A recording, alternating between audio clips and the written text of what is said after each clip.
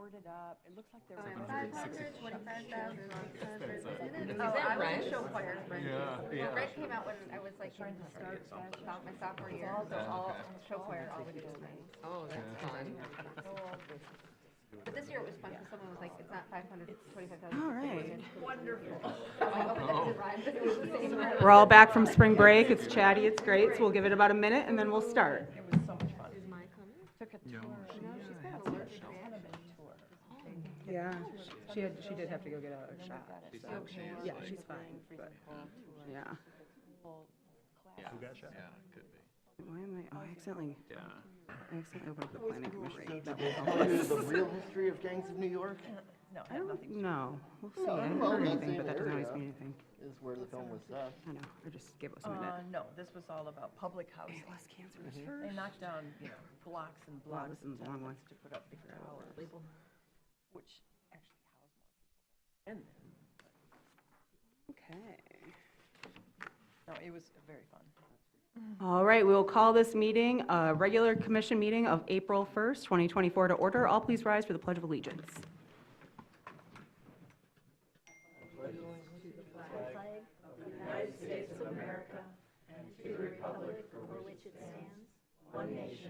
under God, indivisible, with liberty and justice for all. And as we do, we'd like to begin this meeting by acknowledging that the land on which we gather is the territory of the Ottawa and Chippewa peoples, who have stewarded this land throughout the generations. Thank you for your strength and resilience in protecting this land and inspiring us to uphold our responsibilities to do the same. Okay, with that, we will go into, it's like roll call, please. Yes, and good evening, Commissioner Anderson, Here. Commissioner Shaw, Here. Commissioner Stanley, Commissioner Treadwell, Here. Commissioner Werner, Here. Mayor Pro Tem Wilson, I'm here. and Mayor Shamro. Here. Okay.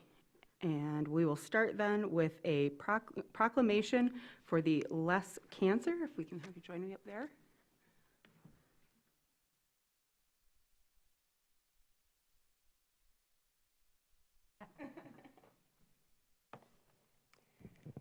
Okay. A proclamation recognizing 20 years of efforts by Less Cancer in their work to educate, advocate, participate. Whereas in 2004, recognizing the impact on the community that cancer leaves in its wake, Less Cancer was founded by Bill Cousins, who was born in Michigan. The organization was founded under its more formal name, Next Generation Choices Foundation, a public charity, 501c3.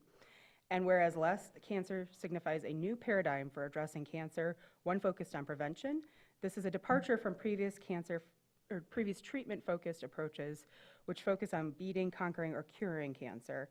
And whereas Less Cancer has provided everything from scholarships for nursing education to continuing medical education for physicians, nurses, and public health professionals, to online and offline programming, including content and materials addressing cancer prevention, health disparities, and social determinants of health as it relates to health access, screenings for cancer prevention, and optimal outcomes for those situations where a cancer diagnosis was unavoidable. Additionally, the organization addresses the risks to include environmental risks, toxic chemicals, lifestyle, nutrition, exercise, and viral risks. And whereas the organization has been recognized for initiating National Cancer Prevention Day, the National Cancer Prevention Workshop, and the United States Congressional Bipartisan Cancer Prevention Caucus, and whereas recently the American Cancer Society reports lower overall cancer death rates, thankfully to the work of prevention has been, excuse me, has been impactful on lowering death rates, and whereas while promising news for the first time ever, cancer incidences will be over 2 million in 2024, almost 5,500 cancer diagnoses a day, and in 2024, over 611,000 deaths from cancer are projected for the U.S., and whereas both the board of directors and its president-founder, Bill Cousins, remain committed to its mission in its work in education, advocacy, and policy, and whereas Less Cancer remains committed to serving Traverse City, its community, and health of its residents, whereas Less Cancer is committed to building health partnerships and collaboratives in Traverse City, whereas Less Cancer has continued to deploy content and resources to serve a variety of roles in community-based solutions for health equity, whereas Less Cancer engages and connects the Traverse City community throughout activities, including its campaign to Hike and Bike America, with its launch in Traverse City with a free concert providing access to health opportunities. Now, therefore, be it proclaimed that the mayor of Traverse City, and now recognizes Les Cancer for 20 years of pioneering in prevention and their work of educating, advocating, and participating in their community and the nation to prevent cancer before it starts. Bill, a lot to read there, but a lot of great work. So I'm going to let you talk a little bit more about it. Thanks so much. Yes, You're so yes. nice. Thank you. I really appreciate this. Thanks, everybody, for this recognition. We are certainly grateful. I don't know if any of you know the history of breast cancer in Traverse City, but somebody a few years ago had, I guess a decade ago, had asked us to do our bike ride from Detroit to Traverse City. And I was like, okay. And at that time, there might have been 10 people that were doing it. And it was a big ordeal. I think last year we had over 2,000 people participate in this ride, stemming from Traverse City to California, to Canada, and Mexico. So it's pretty amazing. That was an inadvertent mistake of COVID, where things became virtual, but people wanted to support this effort. And today we talk a lot about Traverse City and the good things that come from Traverse City, especially in our workshops on Capitol Hill. And we're going to have our first continuing medical education workshop in Traverse City this May. So we're super excited about that. And I just wanted to thank everybody and appreciate your support. Thanks again. Thanks for everything. I'm super grateful. That'd be great. Thanks again. Thanks for your time, everybody. And we have a second proclamation here, celebrating 40 years of Haggerty. So I'll have Coco join me at the podium.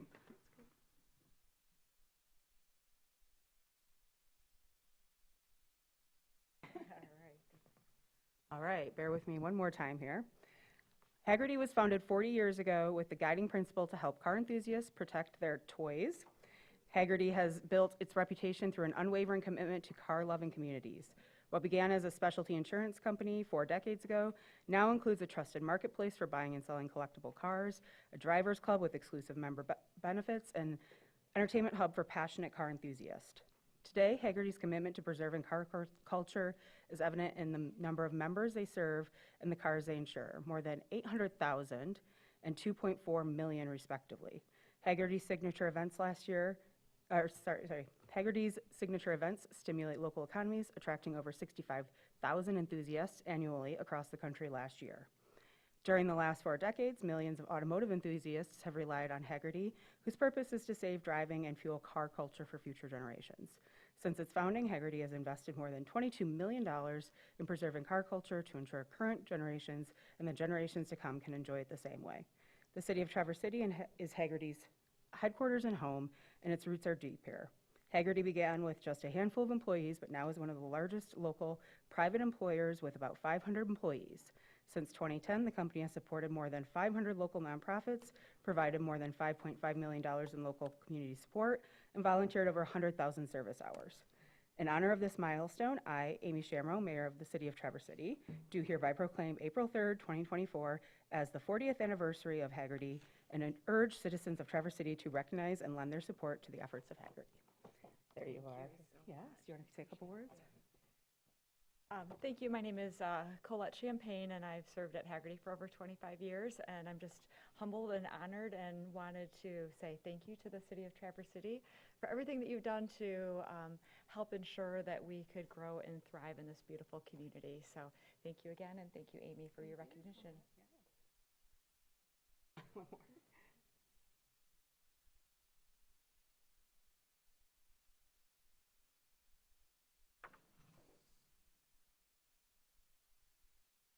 All right, we'll go back to our regularly scheduled intro to meetings and do our announcements from the city manager. I do not have any tonight. All right, and announcements from the city clerk, please. Yes, thank you. Some meetings to announce for this week. The week of April 1st, the Planning Commission will meet on Tuesday, April 2nd. That'll be at 6 p.m. in the Commission chambers. The Mobility and Parking Advisory Board is going to meet on Wednesday, April 3rd. That'll be at 11 a.m. in the committee room on the second floor of the Governmental Center. The City and Garfield Township Recreational Authority will meet on Wednesday, April 3rd at 7 p.m. at Garfield Township Hall on Veterans Drive. The Traverse City Coast Guard City Committee is meeting this Thursday, April 4th at noon at the Traverse City Air Station. The Parks and Recreation Commission is meeting this Thursday, April 4th at 6:30 p.m. in the Commission chambers. And finally, with respect to meetings, the Downtown Development Authority's study session will take place on Friday, April 5th at noon in the Commission chambers. We're currently recruiting for a number of boards and committees. So folks who want to volunteer to help power city government can step forward to serve in boards including Board of Zoning Appeals, Historic Districts Commission, Human Rights Commission, where we specifically need some city residents to apply for that, Arts Commission, and the Traverse City Light and Power Board. And as always, anyone interested in serving on any of those boards is encouraged to contact the city clerk's office for more information or to complete an application. Just a couple of community updates. Of course, the reconstruction of the intersection of Union and 8th Street began today. That's not an April Fool's joke. It did begin today. And of course, to accomplish, in respect to the slower volume of traffic, we've initiated that project to be conducted in this month when there is less traffic. This portion of 8th Street, of course, isn't part of the MDOT detour, but we do expect traffic delays and detour maps for the Grandview Parkway project, and other projects are available on the city's website under projects. And of course, with respect to the MDOT project for Grandview Parkway, as MDOT communicates with the city, updates are placed on the city's website, and we encourage folks to sign up for the city's weekly e-newsletter, which is called the Bay Brief, where we're also featuring updates there as well. And then finally, leaf and brush pickup will begin on April 8th with city crews starting on the west side moving east, and you can find more information at traversitymi.gov, which is our website. And that's all that I've got. Well, thank you. Let's keep going with that then and hand the consent calendar over to you. Okay, the purpose of the consent calendar is to expedite business by grouping non-controversial items together to be dealt with by one commission motion without discussion. Any member of the commission, staff, or the public can ask that any item on the consent calendar be removed from it and placed elsewhere on the agenda for individual consideration by the commission, and such requests will be automatically respected. If an item isn't removed from the consent calendar, the action noted in parentheses on the agenda is approved by a single commission action adopting the consent calendar. Item 1, consideration of approving the minutes of the March 18, 2024 meeting of the City Commission. Approval recommended. Item 2, consideration of adopting a resolution authorizing the transfer of Class C and SDM liquor license ownership for Grandview Restaurants, Inc., DBA 310, Tapas-inspired cuisine and Firefly Cafe, for license with various permits at 310 Cass Street, in consideration of authorizing the city clerk to issue the updated registration for operation of the licenses. Approval recommended. Item 3, consideration of adopting a resolution authorizing the transfer of Class C and SDM liquor license ownership for TC Foods, Inc., DBA Bubba's, for licenses with various permits at 428 East Front Street, and consideration of authorizing the city clerk to issue the updated resolution authorizing the operation of the licenses. Approval recommended. Item 4, consideration of authorizing a purchase order for smart parking meters, including spare parts, and authorizing payment in the amount not to exceed $110,000. Approval recommended. Item 5, consideration of authorizing a purchase order for repair of underground pipes to the Clinch Park splash pad and to ensure safe operations. Approval recommended. Item 6, consideration of waiving the competitive bidding process and authorizing a purchase order for street sweeping, storm filter cleaning, and catch basin debris disposal services. Approval recommended. And finally, item 7, consideration of enacting an ordinance amendment which would rezone the property commonly known as 412 Webster Street from an R2 mixed density district to a D2 development district as requested by the property owner and as recommended by the City Planning Commission. Enactment recommended. Okay, any commissioner like anything removed from the consent calendar? Tim? Item 6, please. Okay. Anyone else? 4 and 7. Okay. Okay, we have 6, 4, and 7 removed. Any others? Would anyone from the public like to remove any other item? Seeing none, I would take a motion. Motion to approve the agenda as amended. Second that. Okay. We've got a motion. All those in favor? Aye. Opposed? Okay, we'll go to item number 6, Commissioner Warner, did you want to share? Yeah, it's kind of a request. I'm supportive of this, but at some point, one of the years past, I asked about sampling this material before we have it disposed of, and I know it's not included in the RFP, and so we can't necessarily, but we could set a sample aside or ask this company to set some aside, because at some point in dealing with our stormwater, it will make sense to know what's here. What are we getting rid of? What have we been getting rid of for decades? So it's just a request that city manager work with staff to consider that.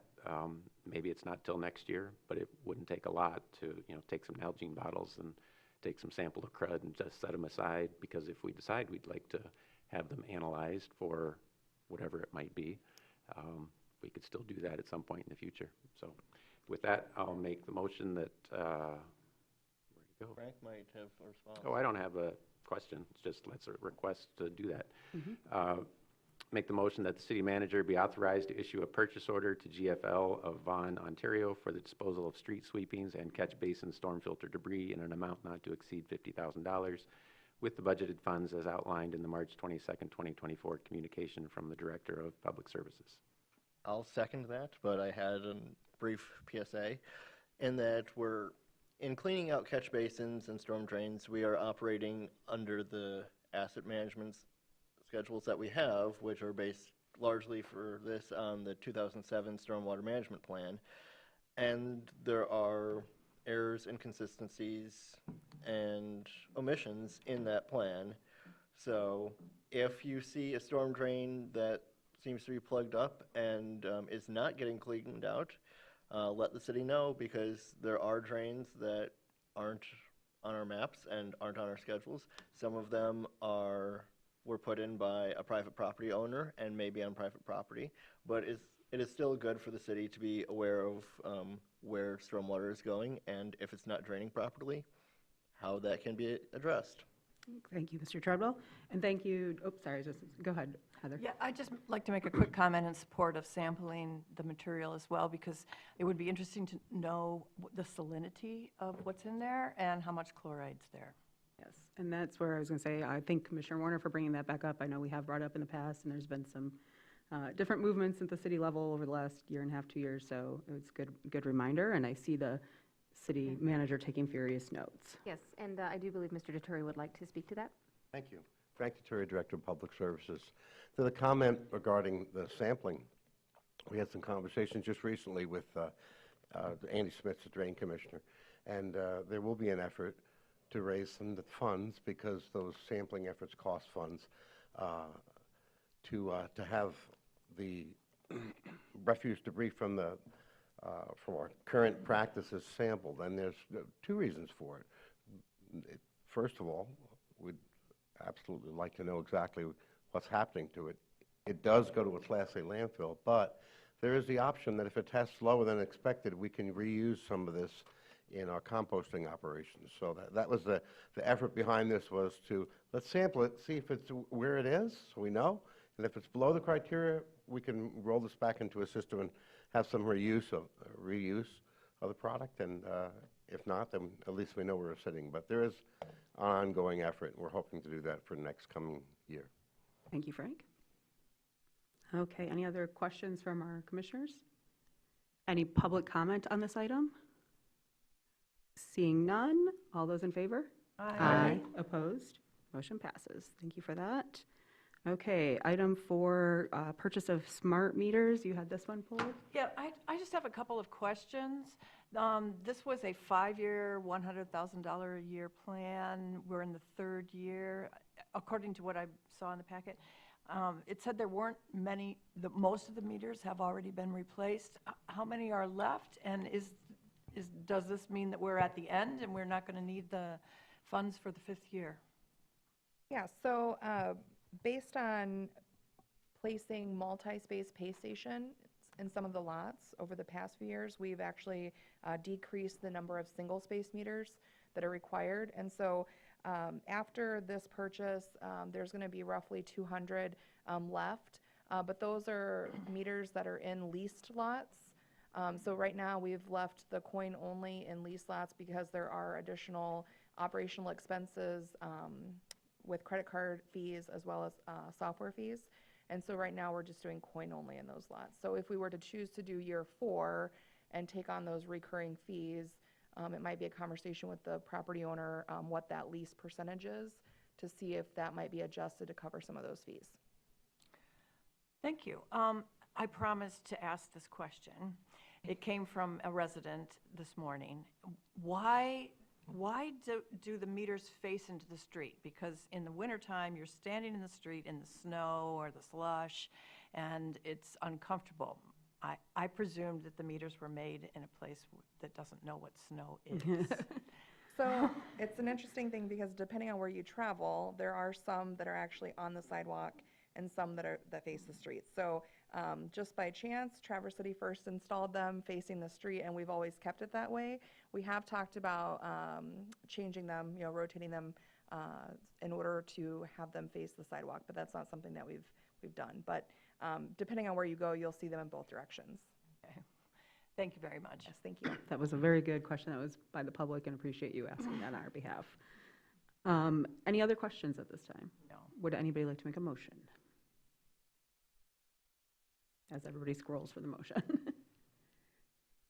Sure. Oh, I move that the city commission approve a purchase order to Civic Smart Duncan Parking Technologies of Milwaukee, Wisconsin, in an amount not to exceed $110,000, and also approve increasing the annual service order for the recurring software and communication fees in an amount not to exceed $72,000 to be renewed annually for up to 5 years with funds from the Auto Parking Fund. I'll second that. All right, got a motion from Anderson, second by Shaw. Any other questions? All right, any public comment on this item? Seeing none, all in favor? Aye. Opposed? All right, moving on to, thank you for that, everyone, good questions. Moving on to item number 7, this is the rezone of the, what is it, the building called now? The, we'll just call it 412 Webster Street. It's a TCAPS building. It used to be Ida Tompkins. And you had this one pulled as well. Yeah, this Patricia. is me too. It's just a quick question. ADUs are not are not, have been promised not to be used in this new building. There will not ADUs. I mean, short-term rentals, STRs. Short-term rentals have been promised not to be a part of this reconstruction. But the building could be sold, and because of the D2 rezone, they could all become short-term rentals. So the first question, I'm not aware of a promise. That would be between the developer and the property owner. The only promise we have is what our zoning says. So potentially they could. I know there has been some deed restrictions placed on that property by the current owner as they work towards closing. As far as short-term rentals, the D2 does not allow for more than 25% of the units in a building to be operated as short-term rental. Huh. I thought I saw something in here that said that property would not be used for short-term rentals. That may have been the intent of the developer. There is a document in there that summarizes discussions that he has had with the public at different meetings and things like that. He has not expressed that he would not be doing, or that he intends to do short-term rentals at the property.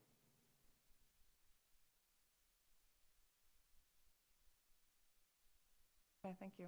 Mm-hmm. Did you have another question on that, or? No. Mr. Richmond. Okay. Sure, If you'd like to thank you. approach, please do. Good eye, Tim. Ken Richmond, 215 Washington Street. Eric Gerster and I are Boardman Building LLC, and we are not doing anything that looks like a short-term rental. We plan to own the building. We have made promises to TCAPS that we're not doing that. I actually don't remember if it's in our purchase agreement, but there's verbiage that definitely says we're not doing that. In terms of how it would carry over if we sold the building, or if, ultimately what happens, there are going to be deed restrictions on the building about not tearing it down that move forward past us. I think it's 25 years. I don't think there's any plan to put short-term rentals in that restrictive category either, but frankly, it wouldn't make any difference to me that if we did that, because that's not what we're doing. So, Okay, that's thank you where we are. very much. Thanks. All right, do we have any further questions? Do we have a motion? I'll make a motion that an amendment to the Traverse City Code of Ordinances, Appendix 1 or I, something in a straight line, zoning map changes, which would rezone the property commonly known as 412 Webster from R2 Mixed Density District to D2 Development District, as recommended by the Planning Commission, which was introduced March 18, 2024, be enacted with an effective date 8 days after publication. Support. All right, thank you for that. Any further questions from the board? Any questions or comment from the public? Seeing none, I'll bring it back for the vote. All those in favor? Aye. Aye. No negatives, okay. Motion passes. We'll go on to the new business now, and we'll start by, with a discussion about the Traverse City Fire Department's personnel plan, and I'll hand that off to you, Liz. Thank you, Mayor Shamro. Yep, you'll see an executive summary in your board packet from our HR Director, Christine Bosley, about moving forward with the personnel that we will need in order to start staffing the forthcoming EMS department. And we went through the Tri-Data study material, and it was recommended that we have 9 additional fire suppression employees, as well as an EMS coordinator. We'd like to phase that in, and so we'd like approval for the first 3, and then we would then phase in the others as we get closer to launching the department. And Ms. Bosley's here if you have any questions for Human Resources. Do we have any questions on this item? I know it's been, we've got some newer members, but it's been discussed a lot over the last 1.5 to 2 years. But yes, please go ahead. If we could just have a ballpark estimate of the cost impact for 23-24 and 24-25. I realize that because of openings, that perhaps there might not be impact during this budget year, but I wondered, going forward, is there an approximate per head count added? I could get those numbers from our HR Director and send those to you, but for this fiscal year, there would not be any impact to the budget. But those will be prepared for when we get the 24-25 budget, correct? Correct, yeah. Yes. We'd have all those wages and fringes outlined. Okay, any other questions? Or would someone like to make a motion?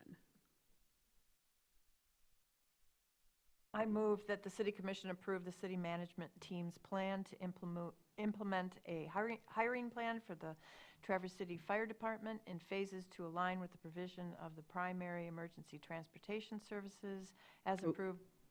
The one, it's the one right above that. Sorry, you started on the longer one. Oh, yeah.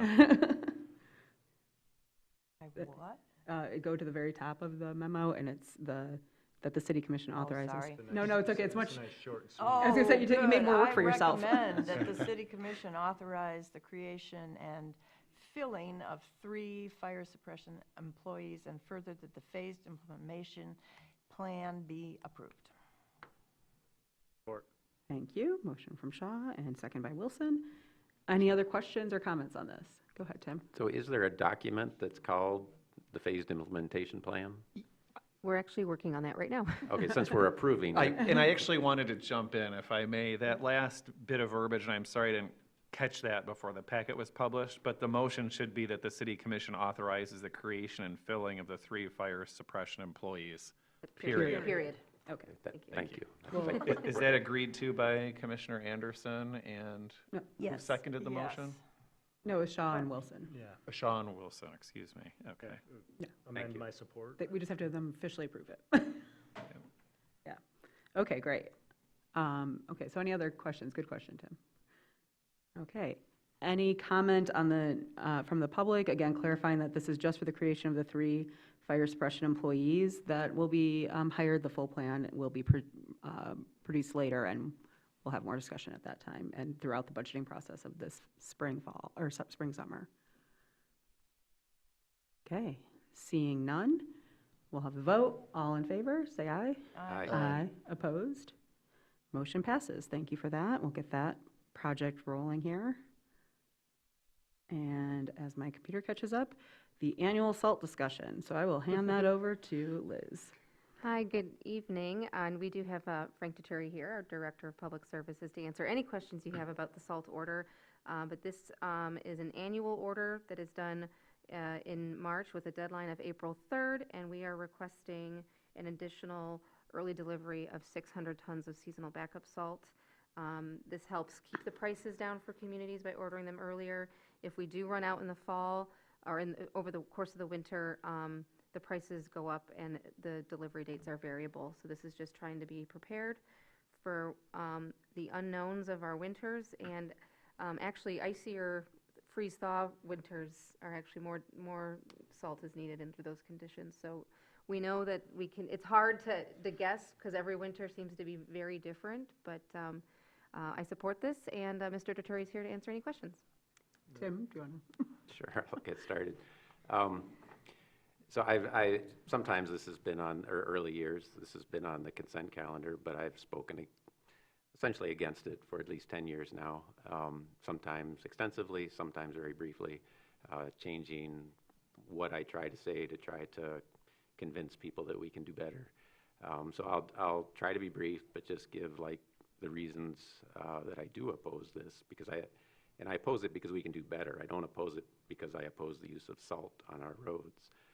But we can truly do better. And I know our current city manager is new to this whole discussion, but a great place to kick off is the end of her first paragraph with, use salt judiciously when necessary. Part of the problem is we, as a city, don't know really when it's necessary. And so we just use it judiciously way more than we need to. And so then the problems that arise from that are threefold. We have certainly environmental issues, but we also have safety issues, and then we also have fiscal responsibility issues. And I'll start in reverse then with the fiscal responsibility. And this wasn't from me, though I've read the documents, but I think it came from Mr. Howe, who was a commissioner years ago, and he brought it to my attention that studies are out there that show essentially the rule of thumb is the amount that a city spends on salt for streets, you can triple that, and that's the amount that the city will have to spend on infrastructure because of the damage to asphalt and concrete especially. And a good example would be the Front Street Bridge that we just had replaced. It's not because of salt, but if you had a good look at it, the old one just before it was replaced, the way the concrete falls apart, it was an excellent example of what happens. And so there's a cost, not just for this raw material, but the cost to our infrastructure by using it more than we need to. So if we spend $100,000 on salt, really we're on the hook for $400,000 that we're committed to. So that's the fiscal responsibility side. The safety side, which I've spoken to since the Sochi Olympics, which were back in 2014, I had to look up how long ago that was.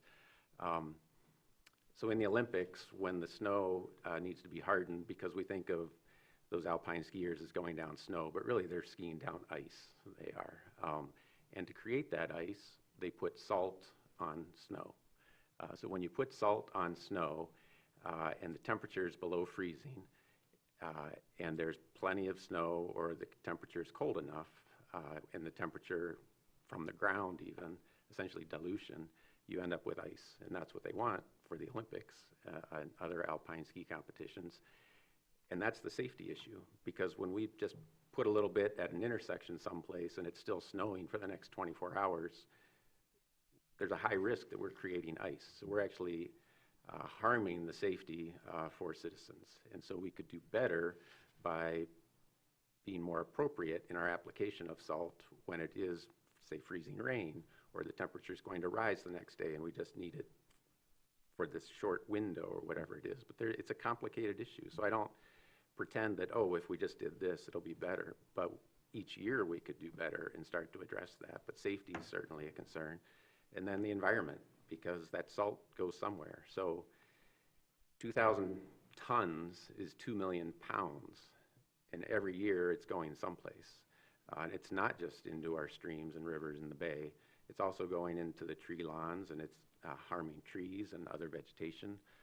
But it has to go somewhere. It doesn't magically disappear. When my kids were very young and we said, it's time to wash your hands for dinner, they'd say, but my hands are clean. See, there's nothing there. Just because we don't see it doesn't mean there's nothing there. So that 2 million pounds goes someplace. It doesn't disappear. So those are the reasons: environmental, safety, fiscal responsibility. I don't support adding more. Yes, we need some, because I do support, if we have a freezing rain or some other appropriate condition, we need salt. But until we as a body put some limit on the amount, there's no incentive for the city manager working with staff to use less. There's just no incentive to use less. So I would propose that maybe we approve 400 tons so that they're, and not the 1,200 tons that are being asked for. So have some on hand, but they've got from now until next winter to figure out more appropriate uses of road salt. Thanks, I'll Yeah, stop. yeah, do you have questions? Yeah, well, I mean, just for clarity, this is like the compromised amount that we did the last time, right? Like, Mhm. like we used to be prepared, order even more. And so the number of early delivery bulk has been trending downward. Yeah, and that's, yeah, Frank, That's if you want. correct. That's correct. This is an adjusted, that 600 tons of the 600 backup has been trending down. That was similar to the last time that we agreed upon it. I just wanted to make sure that we understood that the salt, many accuracies in what the commissioner said. The difference between creating ice or not, ice is created when water freezes below 32 degrees. In the case that we're using now, our salt is mixed with a product called beet heat, and this is a little different than the old adage, which is more salt. It's 3 different types of salt in a brine solution.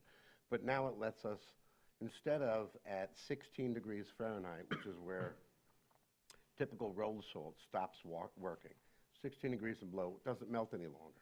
So it doesn't provide any movement for anything that's on the surface. So that's why we add sand to the mixture to give some sort of a grainy compost so that it'll help with breaking. Beet heat, we've seen very good quality, very good melting qualities to up to 10 below zero. It does work. It does lower the range of our efficiency of the salt. And since we've been at this, certainly since I've been here in the last 5 or 6 years, our reduction in the amount of salt that we place each time is, I think it's the important part is, when we're addressing the road conditions, the drivers, the operators are driving across the road surface, and they apply at a rate that we've used in the past that works for ice-covered roads. They don't continue to apply or reapply until they see aggravated ice buildup or additional buildup. So it's real-time reaction to ice and snow. So those real-time reactions are very hard to predict. As our operators move across town, if there's still icy road conditions, they're making their application, but the application rate is always the same. It's always at 200 pounds per lane mile. 15 years ago, we were placing 1,200 pounds per lane mile on our roads. County right now paces anywhere between 300 and 500 pounds per lane mile. The maximum that we can dial in on our equipment right now is 200 pounds per lane mile. Is it the best option? No, absolutely not. But it's. I understand the environmental concerns. I feel them too.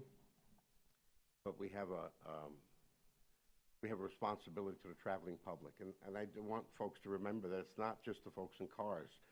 If people are crossing roads on bicycles or pedestrians, and someone comes up to an intersection and they're walking through a crosswalk, you can't stop.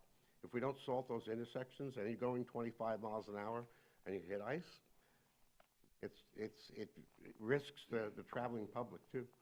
Our emergency services folks that are in town here, both police and fire, in the 60s they had chains on their tires. That's the way they moved around Traverse City, all their equipment had chains on them. And those have since been outlawed because they beat up the road structure so bad. So salt does degrade our roads. So did chains. That's where we're at now. Really quickly, and if there's more questions, there can be, but I just wanted to, you brought up the beet heat that actually came out of a city commission discussion 6 or 7 years ago, somewhere, quite a few years ago, then Commissioner Michelle Howard. And so would you kind of explain, you've touched on a little bit, but explain a little bit more succinctly, and maybe if you have any numbers on hand of the changes that have happened over these last 5 or 6 years. You've mentioned that we've reduced the number. Do you have some more solid numbers on that? Can you explain beet heat, what it is? Sure. Exactly, because it is a unique product, and in a couple of the other items, we have some newer members of the commission. We kind of have this discussion every year, but we don't always get into where we are and how we got here, and I think that could be some good context as we start this. I'll bounce back to rock salt. Pure rock salt is what was originally placed on the road surfaces in hopes of melting the snow and clearing the road surfaces, which we have a responsibility to clear to bare pavement as per some of our agreements. MDOT, and I just wanted to make sure I reminded you that 80% of the salt that we use is spent on our trunk lines and on major routes, the place that a lot of the emergency services move along. Beet heat, before beet heat, we used a 23.5% brine solution, 23.5%. Basically, it's just water and salt that gets sprayed down as the salt leaves the hopper at the back of the truck on looks like a little pie plate that spins around. It's sprayed with brine, and what that brine does is kind of control some of the bounce and scatter, so you don't have little rocks of salt bouncing off the road surface and into the tree lawn and all winding up at the curb. The idea is to help activate the salt right when it hits the ground. And what activates salt is water. That water on the salt is what actually creates that reaction to begin a temperature rise that melts what's on the surface. What beet heat came in 4 years ago, we started with beet heat, it's an additive which has more salt, 3 salts to be specific, in a very in smaller quantity, but they added molasses, a sugar product, into it. Kind of smells like coffee, foul coffee, if you will, when we're transporting this. And when you add sugar into the chemical reaction, it allows the melting process to begin at a much lower temperature.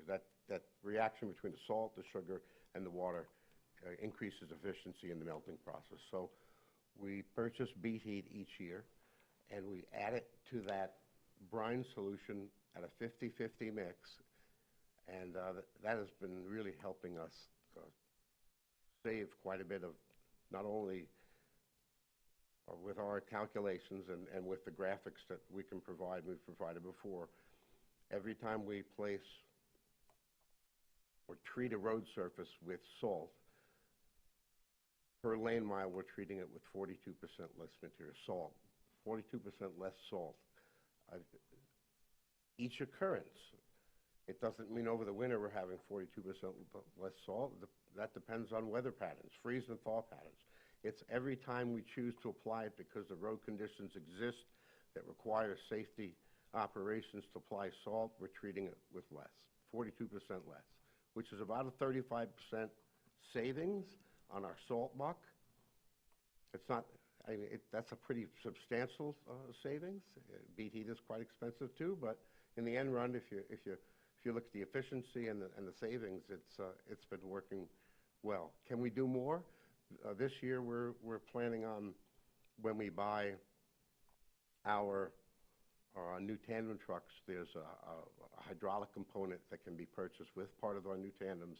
We're going to do it on at least one truck this year that'll allow us to explore whether or not we can go to a full liquid application, which means no more rock salt bouncing across the road. It's basically a manifold, the back end of the truck that sprays the road surface. And I'll try to be brief here, but there are two thoughts on this. Typically, a full liquid application is done twice, a pre-wetting. So a storm comes in, or you see a storm coming in, the liquid is applied to the road surface before the storm gets here, you have less ability for the ice crystals and snow to actually remain on the road. There's already something there to stop it from happening.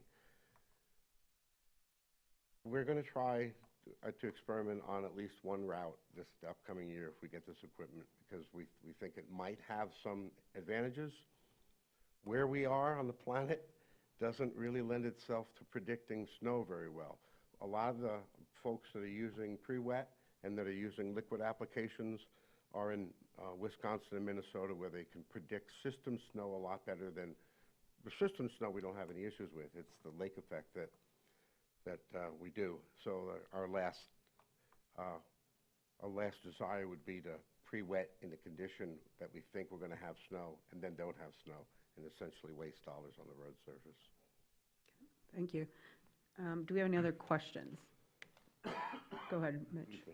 Yes, I could speak, and I probably will later in this discussion, about the environmental impact or the impact on infrastructure, as Commissioner Werner already alluded to, or the impact on a walking surface for pets' feet and the like. But since we're in the question period, I do have 3 comments on process and how this is handled. First and foremost, I understand that it does take time to get the memos and get the quotes together, but I would appreciate, as I've stated in previous years, if we can have this brought before us more than 2 days before the MDOT bulk purchase order. Because if there are questions that we have, as has happened in the past and may happen tonight, that you, as the representative of Department of Public Works, are unable to, and Streets, are unable to answer, we don't have time to wait for those answers to come back. And if we have a discussion that we as a body aren't able to move forward with, we don't have a chance to come back at a subsequent meeting and then say, okay, we've thought it over and we're ready to move forward with this amount. At this point, we're basically up against the wall. We have to approve this order or an order at this day, at this meeting, or we're not going to be purchasing at a favorable rate. My next issue of process. Might I address that one first? This is the first meeting that we could bring this to. We were notified, I believe the notification letter came from the MyDeal MSOT, the MyDeal recommendation came from the state on March 12th, maybe. This is the first meeting we were able to. Our timeline is not optimum. It comes every year, sure, but we're typically notified by the state to participate in this buying practice by letter, and this is our first opportunity. Well, perhaps it could be put on a discussion item for a study session sometime in March, and from that it could help to gauge at least the appetite on this board for how much salt we're going to add. Sure. My next procedural thing is we do have a nice memo explaining what we use salt for and how you arrived at this number. But there's 2 things that have been included in previous memos that I find a little lacking. The first is, the most recently it was done was in the April 2022 SALT meeting.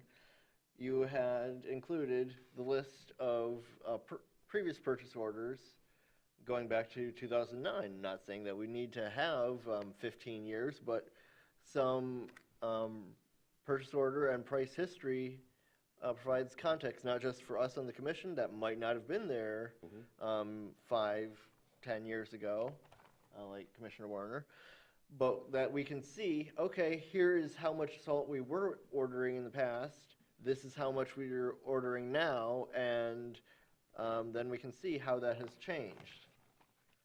And the third thing, or the next other aspect that was in previous memos, is especially since we started on Beat Heat, there had been, okay, it was a sales brochure, but that's still useful information to include in the packet to say what the steps are that we're taking to get ahead of the questions and to present that information to the public.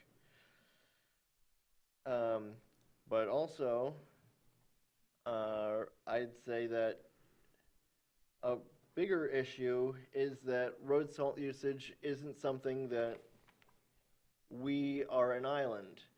Yes, we can approve the purchase order for city crews to use on city streets, but that's both only one portion of road salt usage in Traverse City, because you have private parking lots and private property owners that are salting their sidewalks, salting their own driveways, salting their own parking lots, and that will ultimately run into city streets and city storm drains and waterways.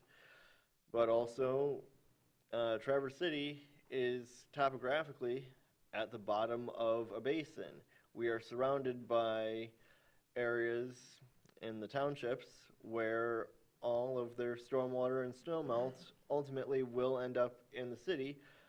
So I can be glad that Meyer has redesigned their parking lot and now better processes their stormwater on site, and they are getting better about their road salt usage on their own parking lot. But it would not have, before they did that, it would not have been typical, it would not have been atypical for a storm event to come through and they would put out 500 pounds, a ton, 2 tons of salt on their parking lot that would then ultimately run off and flow across the parking lot into wetlands that are part of Traverse City.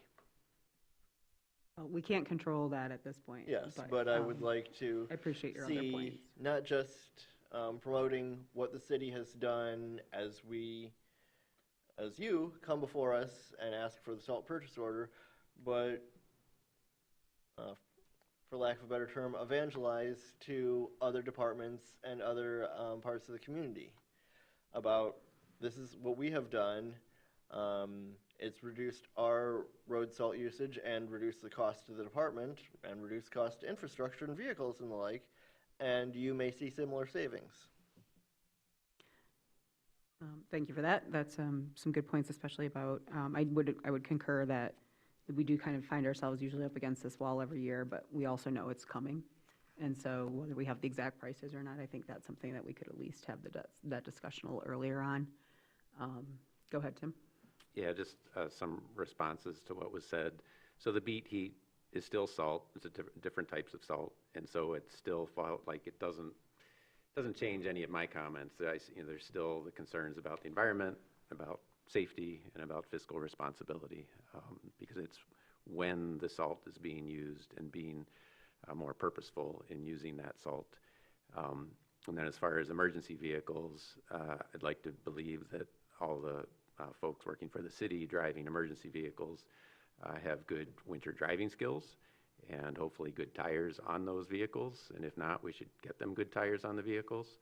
And so I don't have concerns about emergency vehicles driving in the winter unless we have a freezing rain type of condition, which we have had occasionally the past few years. And then finally, as far as like an obligation to have perfectly clean streets, yeah, that may be so, and you might have to revisit that, but we don't do that as it is. Like, our weekend snow clearing is much different than our weekday snow clearing, as if weekdays are somehow different than weekends. Like, if it snows, because I can see Maple Street and 7th Street out my windows. Maple Street typically gets plowed at 10 a.m. on a Monday. So if it snowed on the weekend, several inches, 6 inches, whatever, people drive through it, they stop at stop signs, they drive for the conditions, and then after they've gone to the work and gone to school on Monday, the plows come through on Maple and plow it at 10 a.m. Monday. And it works, that's fine.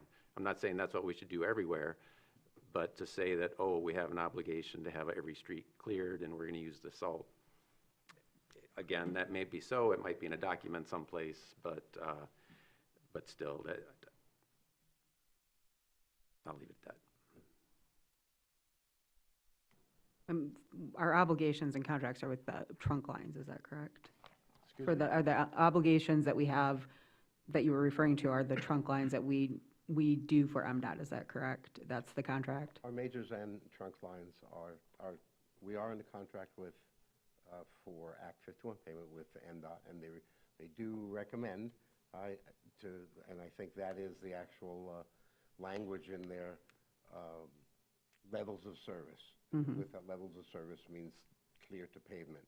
But it's a recommendation. I don't know the legal implications of how that would all play out versus our contract. So, thank you for that, Frank. So we're here with this request for this purchase. We do need salt still. I haven't heard a feasible alternative, so I'm prepared to make this motion. Go right ahead. That the city commission approve a commitment order of 600 tons early delivery of bulk salt and 600 tons of seasonal backup salt, with the final price to be determined at a later date with funds available in the streets division budget and highway maintenance budget. I have a question, a comment. Well, we either have a second or the motion dies. That's fine, I know you're not. Okay, seeing no second, we'll hold the motion then. And Heather, what's your question? I'm not really seeing a viable alternative to salt either, and whether it's in brine or. Oh, well, this isn't, let Commissioner Shaw finish hers, please. Commissioner Warner was getting. Go ahead. But again, I'm not opposed to the use of salt. Okay, well, But we. Commissioner Warner, we please use let way Commissioner more than Shaw we have need to. her, So, I have her agree. Okay. time, please. But we're using more than we need to. And University of Michigan has done a lot of studies on this, and I know that you brought up, not University of Michigan, University of Minnesota, that they have a different storm structure there so that they can plan for their storms, that they don't get lake effect at University of Michigan. But they have noted that 70% of the salt that goes on our roads is going into our watershed. 70%. And chloride just hangs around for decades and decades. It's so dangerous to our environment and to our infrastructure. And yes, I think that we could, they're doing tests on how much to use, and certainly the brine is helping, it's bringing it down.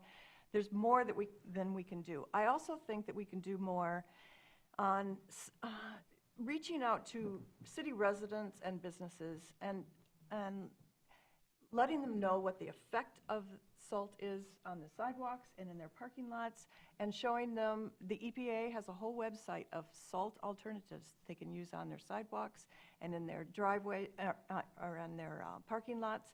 Coffee grounds are very effective. Start saving your coffee grounds and throw them out there in the wintertime. I would really like to see an outreach to residents and businesses to an alternative to salt. Okay, thank you for that. So what I'm hearing from our discussions here in the failed motion is some acknowledgement that right now we are still dependent on salt, but that 600 might not be the number that the commission is willing to support. Is there a motion with a number that a commissioner is willing to support and put out there other than 600 apparently?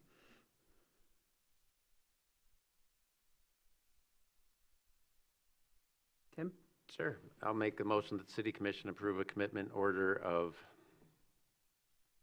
300 tons early delivery of bulk salt and 300 tons of seasonal backup salt, with the final price to be determined at a later date with funds available in the streets division budget and highway maintenance budget. Now, Tim, you had said 400 earlier. You keep 300 or are you going to go 400? Well, because going up to 600. 400 would have been 200 plus 200. Oh, I see what you're saying. So I So upped it 300. to Sorry, I 300. missed that. So then it's a nice even half that. Okay, I'll support that. okay. Further discussion from the commission on this? Frank, I would just ask, that's not the number that was requested. Is that a start at least, or is that number so low it's insignificant for us? I think the point that's being missed here is that when we apply salt to a road surface, it's at the conditions that are warranted at that time. We don't place salt down on road surfaces when it's when there's no reason to place it there.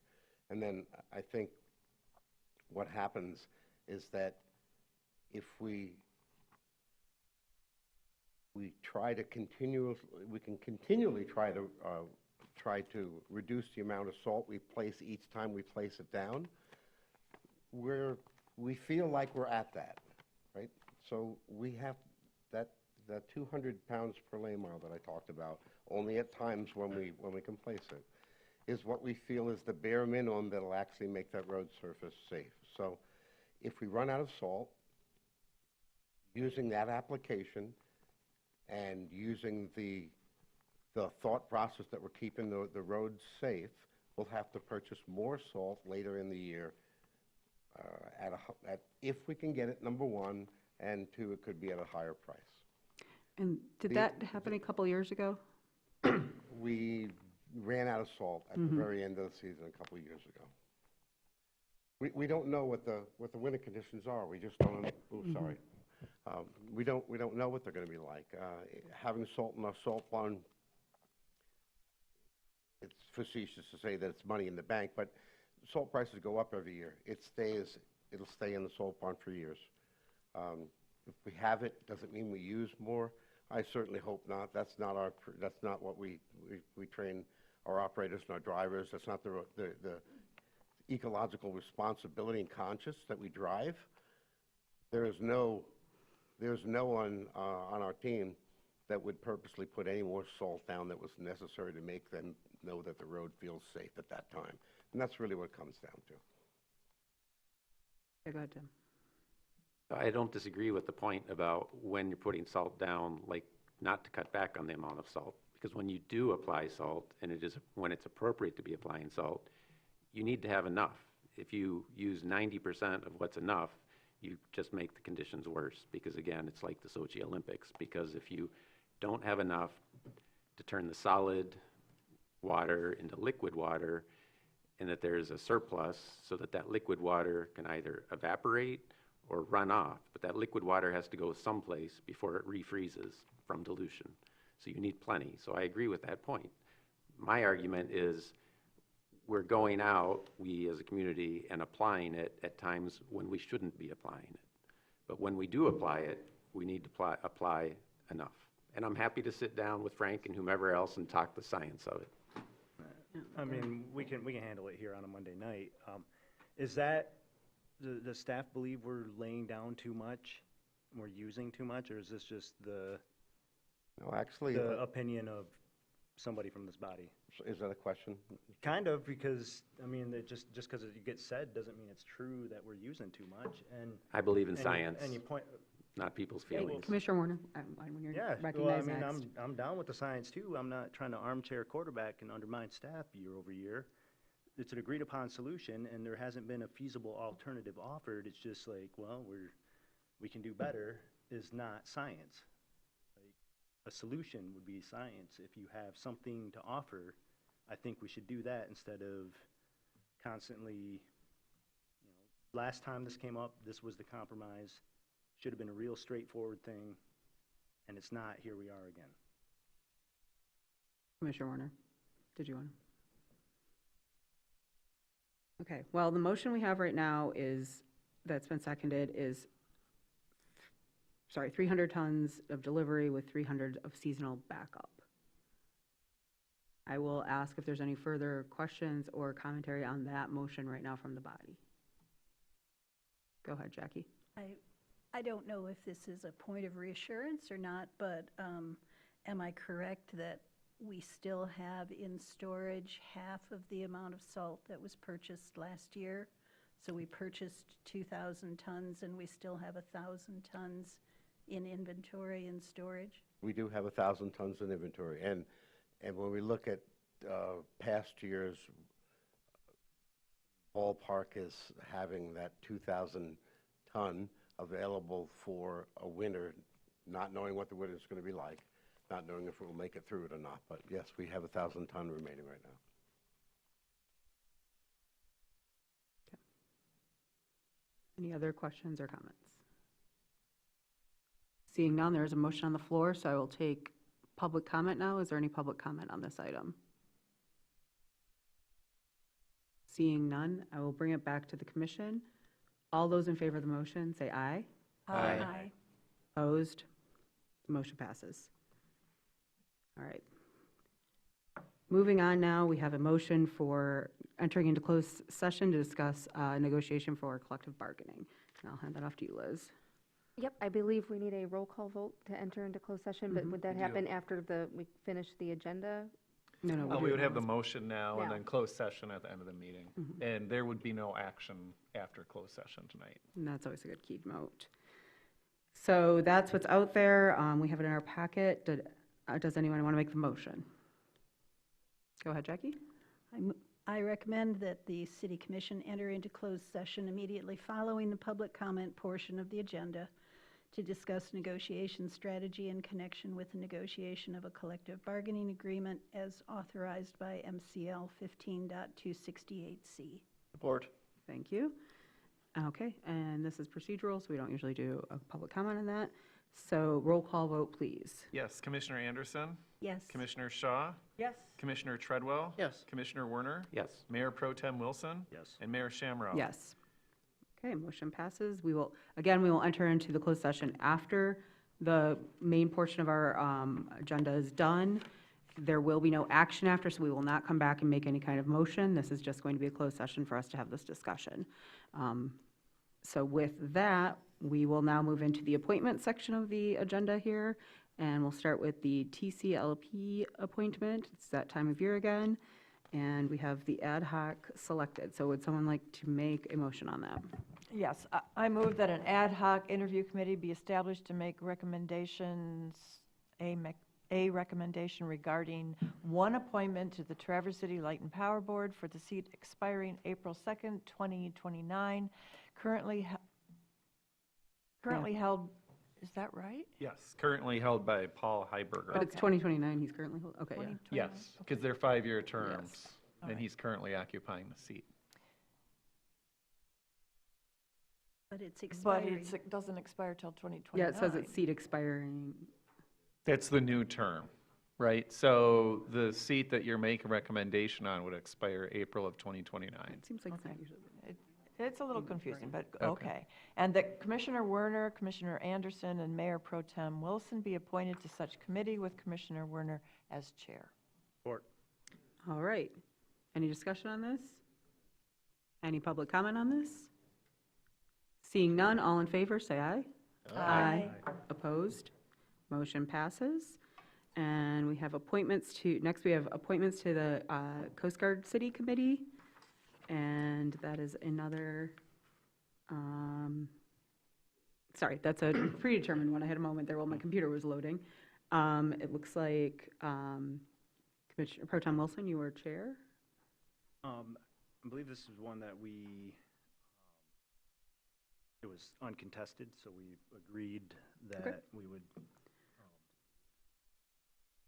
push it through with the recommendation that David Barr, Polly Kearns, and Jessica Brutzman are appointed to the terms expiring August 25th, 2026. Seats previously held by David Barr, Polly Kearns, and Jessica Brutzman on the Coast Guard City Committee as recommended by the Ad hoc Committee, consisting of Commissioner Werner, Commissioner Anderson, and Mayor Pro Tem Wilson. That is my motion. All right, great update and motion. Do we have a second? Support. Second. All right. Thank you, both. Okay, with that, any further discussion? Any public comment on this item? Seeing none, all in favor, say aye. Aye. Opposed, nay? All right, motion passes. Thank you for that work. Likewise, with this next one, this is authorizing the appointment, and I'll run with this because I was the chair, of Mike Coco to the Local Officers Compensation Committee. There are actually 2 more seats, is that it? Correct. 2 more seats that are open on this, but Mr. Coco has been serving and wanted to be reappointed, so per our new policy, we're putting him forward right now so that that seat is not sitting out there waiting. But there are 2 more seats available for that are city resident seats. So just a reminder to people that that is another board that people can apply to and help us out with. But in the meantime, I'll do the rarity since I'm the chair of this and somebody can make this motion after I do. Make the motion that Mike Coco is appointed to the term expiring April 26, 2027, seat previously held by Mike Coco on the Local Officers Compensation Committee, as recommended by the ad hoc committee consisting of Commissioner Mitchell Treadwell, Commissioner Jackie Anderson, and Mayor Amy Shamrow. Yeah, sounds good. Great job, Mitch.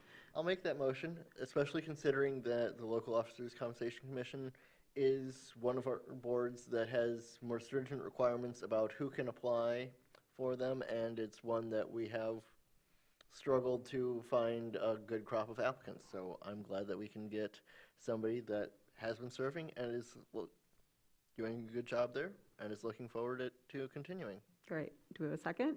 Second. Thank you, Commissioner Anderson. All right, any further discussion? Any public comment on this item? Seeing none, all those in favor say aye. Aye. Opposed? Thank you for that. And are there any things that, if anybody wanted to apply, anything they need to know, Benjamin? It's a board that traditionally meets every odd year for a few hours over the course of the year, so it's a great opportunity to get involved if you don't necessarily have a lot of time to give initially. In order to be eligible to serve, you or any member of your immediate family can't be part of any level of government, so it's kind of restrictive in that respect. Okay. Well, thank you for that update. And with that, we will go to public comment. Again, we'll do the public comment portion, and then we will go into closed session without any action. So at this time, if any member of the public would like to make general public comment on any item, please feel free to approach the podium.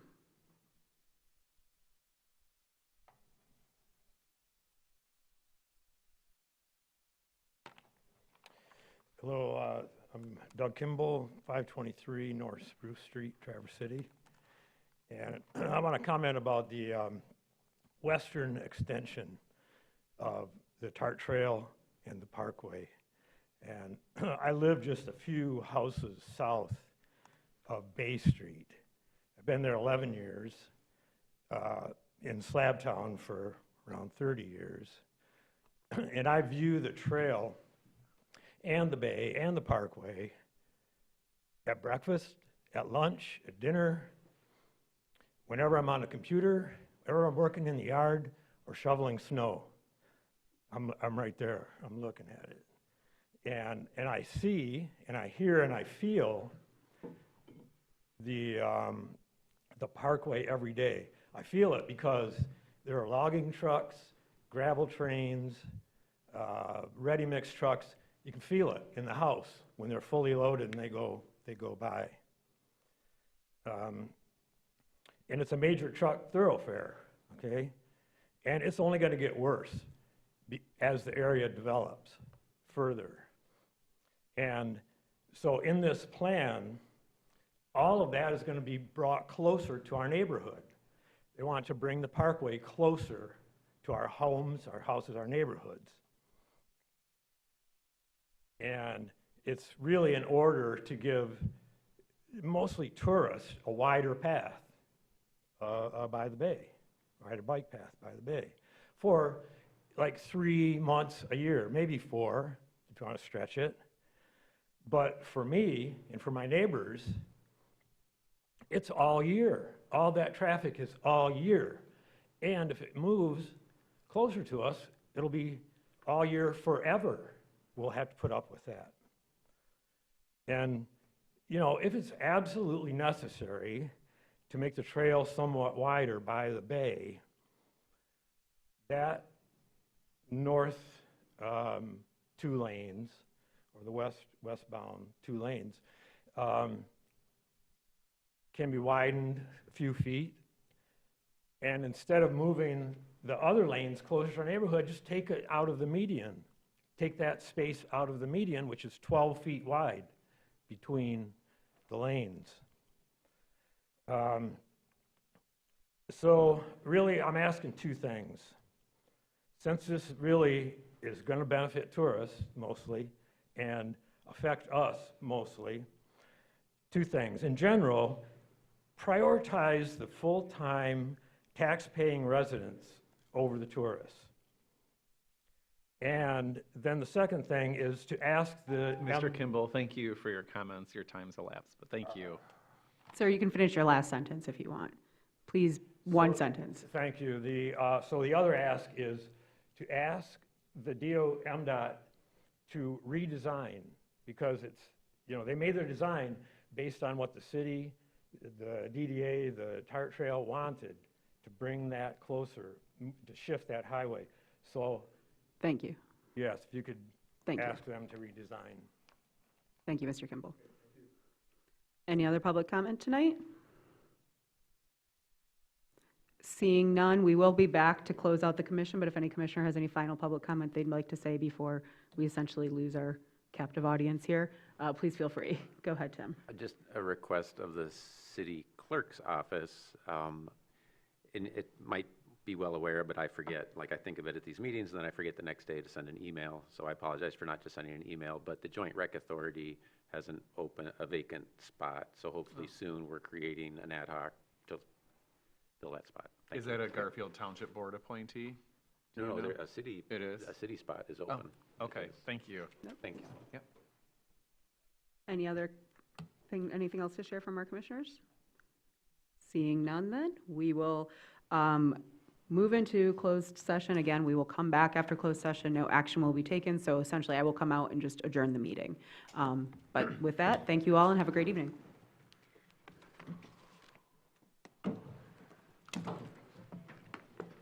You need your paper signed?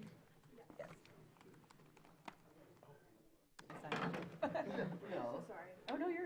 it did end up letting me log in. Oh, it did? Oh, good, Just needed to wait until we got through. You never know. I can sign that for you if you'd like.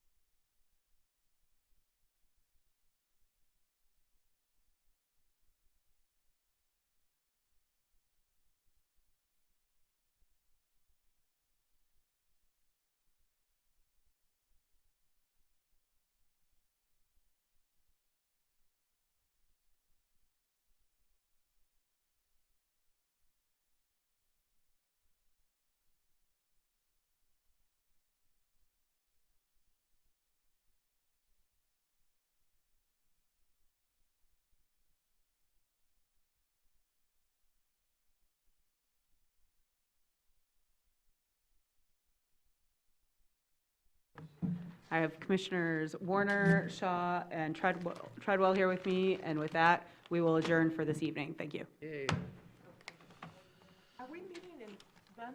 I thought we could just meet in that same little conference room. Okay, I'll see you tomorrow morning. See you then. See you tomorrow. This is probably also a Sarah Lutz question. Okay. But how do I get a replacement Magic Keyboard? That is a Sarah